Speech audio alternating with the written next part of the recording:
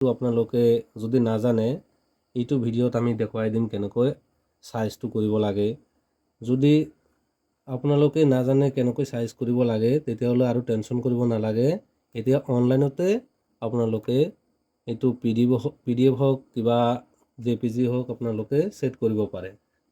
আৰু সেইটো কৰিবৰ কাৰণে আপোনালোকে একো কৰিব নালাগে। 11 Zone এটা ৱেবছাইট আছে, সেইটো এণ্টাৰ কৰি দিব কোনোবা এটা ব্ৰাউজাৰত গৈ। এইটো আমি দেখুৱাই আছোঁ। এইটো 11 Zone যেটো ৱেবছাইট আছে তাতে যাব।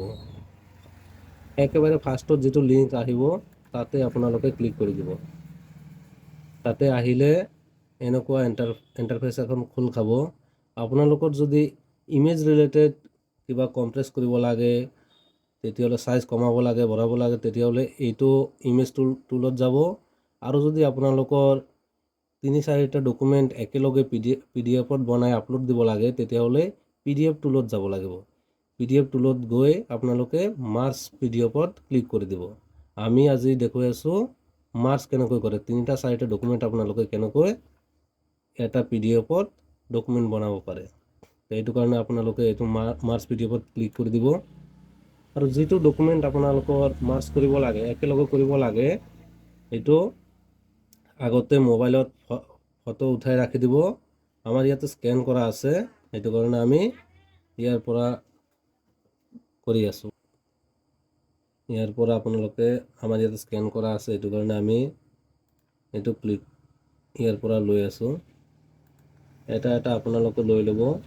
আমি এটা লৈছোঁ। পিছত আকৌ এই অপশ্যনটোত আহিব এড PDF অৰ ইমেজ। ইয়াতে আপোনালোকে ইমেজো দিব পাৰে, PDFও দিব পাৰে। আমাৰ ইয়াত PDF আছে আৰু এটা আমি দেখুৱাই আছোঁ ইমেজো দি আছোঁ। আমি এতিয়া দুটা দেখুৱাই আছোঁ।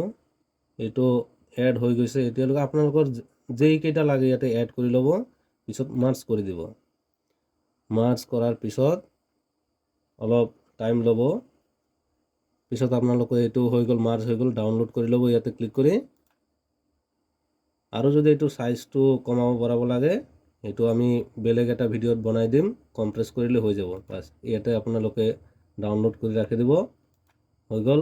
আপোনালোকৰ এইটো কথা নহয় যে PCত কৰিব লাগিব, ডেস্কটপত কৰিব লাগিব, এইটো নহয়, আপোনালোকে মোবাইলতো কৰিব পাৰিব। এইটো ভিডিঅ' চাই যদি আপোনালোকৰ অলপো হেল্প হৈছে তেতিয়াহ'লে আমাৰ ভিডিঅ'টো লাইক কৰি দিব আৰু চেনেলটো ছাবস্ক্ৰাইব কৰি দিব। ধন্যবাদ।